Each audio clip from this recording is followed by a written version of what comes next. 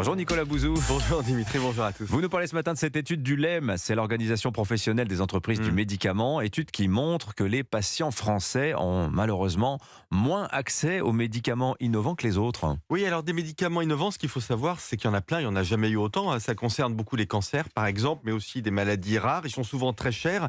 Et en effet, ce que montre l'étude du LEM, c'est que leur accès en France laisse à désirer. Je vous donne des chiffres précis parce que c'est un sujet important. Les patients français ont accès à ces nouveaux médicaments 380 jours après les Allemands, 179 jours après les Britanniques, 72 jours après les Italiens. Alors, attention, il faut être complet.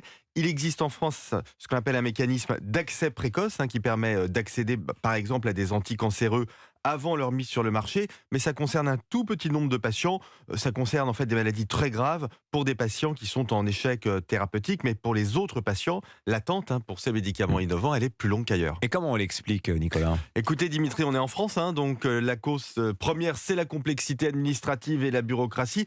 Je vous explique comment ça se passe parce que c'est très intéressant. Un laboratoire qui doit mettre sur le marché, qui veut mettre sur le marché un médicament innovant, doit faire une demande d'autorisation de mise sur le marché à elle-même, avec évidemment la composition du médicament, les résultats des études cliniques. Ça, c'est évidemment normal.